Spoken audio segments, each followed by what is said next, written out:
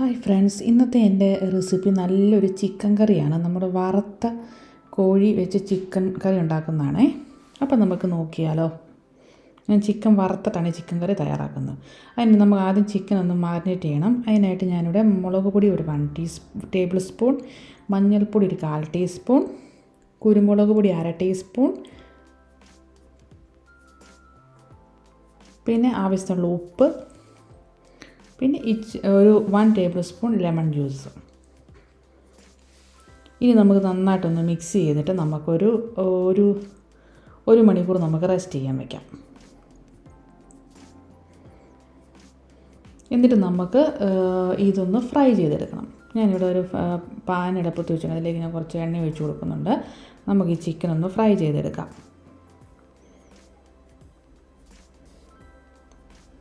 ഇങ്ങനെയൊന്ന് കറി ഉണ്ടാക്കുന്നത് നല്ലൊരു ടേസ്റ്റാണ് ചിക്കന്.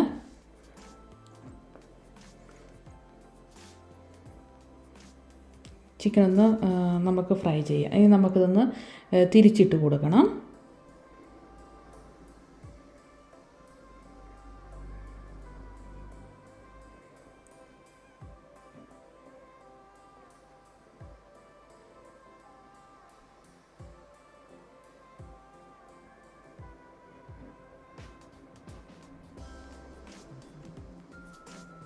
ഇപ്പം നമ്മുടെ ചിക്കൻ ഏകദേശം ഫ്രൈ ആയി വന്നിട്ടുണ്ട്.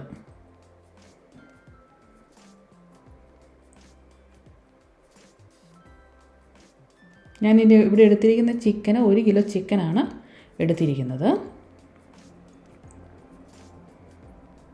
നമുക്കിത് ഒരു പാത്രത്തിലോട്ട് മാറ്റാം. ഞാൻ ഈ എണ്ണയിലേക്ക് തന്നെ ഞാൻ കുറച്ച് മാറ്റിയതിന് ശേഷം ഉള്ളി വഴറ്റാനുള്ള അത്ര എണ്ണ ഞാൻ എടുത്തിട്ടുള്ളൂ. എന്നിട്ട് നമുക്കിതിലേക്ക് സവോള ചേർത്ത് കൊടുക്കാം. ഈ സവോള ഞാൻ എടുത്തിരിക്കുന്നത് 3 സവോളയാണ്, മീഡിയം സൈസ് 3 സവോളയാണ് എടുത്തിരിക്കുന്നത്.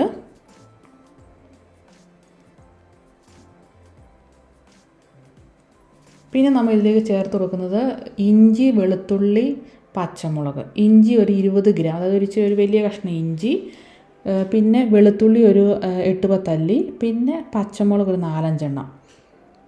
ഇത് ഞാൻ ചതച്ചെടുത്തതാണ്. നമുക്കിതിലേക്ക് ചേർത്ത് കൊടുക്കാം.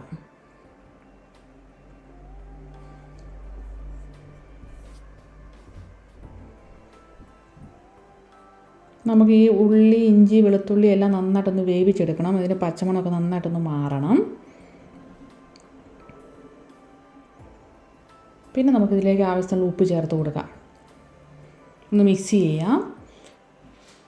അതിനുശേഷം നമുക്കിതിലേക്ക് തക്കാളി ചേർത്ത് കൊടുക്കാം. ഞാനിവിടെ എടുത്തിരിക്കുന്ന 3 തക്കാളിയാണ് ചേർത്ത് കൊടുക്കുന്നത്.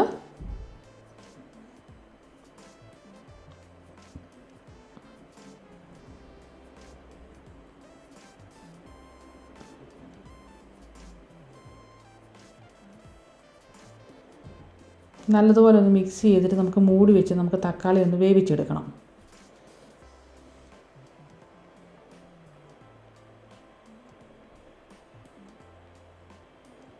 ഇനി നമുക്കിതിൽ തക്കാളിക്ക് വെന്ത് വന്നിട്ടുണ്ടെങ്കിൽ നമുക്കിതിലേക്ക് മുളക് പൊടി ഒരു 1 ടേബിൾ സ്പൂൺ, മല്ലിപ്പൊടി 2 ടേബിൾ സ്പൂൺ, പിന്നെ മഞ്ഞൾപ്പൊടി ഒരു 1/4 ടീസ്പൂൺ, പിന്നെ ഗരം മസാല ഒരു 1 ടീസ്പൂൺ. നല്ലതുപോലെ ഒന്ന് മിക്സ് ചെയ്യാം. ഈ പൊടിയുടെ പച്ചമണമൊക്കെ ഒന്ന് മാറട്ടെ.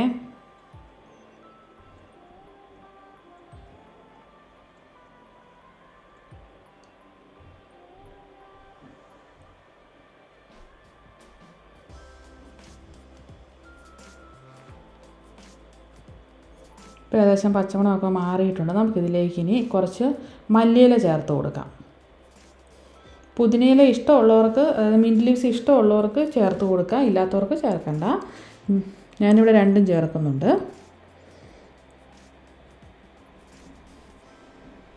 ഇനി നമുക്കിതിലേക്ക് കുറച്ച് കറിവേപ്പില ചേർത്ത് കൊടുക്കാം. പിന്നെ തൈര് ഞാൻ ചേർത്ത് കൊടുക്കുന്നുണ്ട്, ഒരു 2 ടേബിൾ സ്പൂൺ.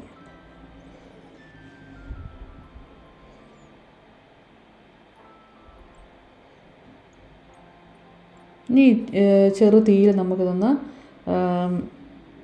തിളപ്പിച്ചെടുക്കാം. ഇതിൻ്റെ പച്ചമണമൊക്കെ ഒന്ന് മാറട്ടെ.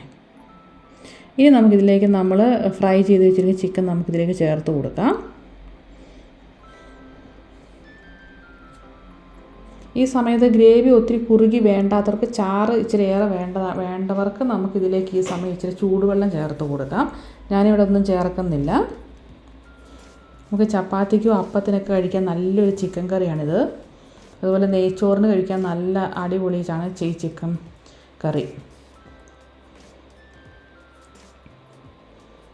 ഇനി നമുക്ക് ചെറു തീയിൽ വെച്ചൊന്ന് വേവിച്ചെടുക്കാം. ഈ ഗ്രേവി എല്ലാം ഈ ചിക്കനിലോട്ടൊന്ന് പിടിക്കട്ടെ.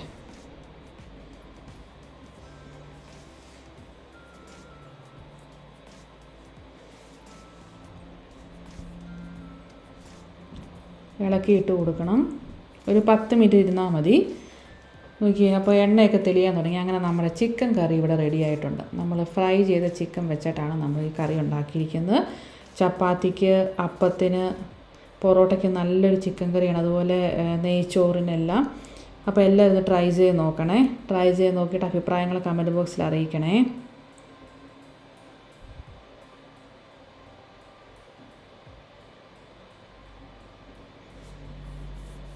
Thank you.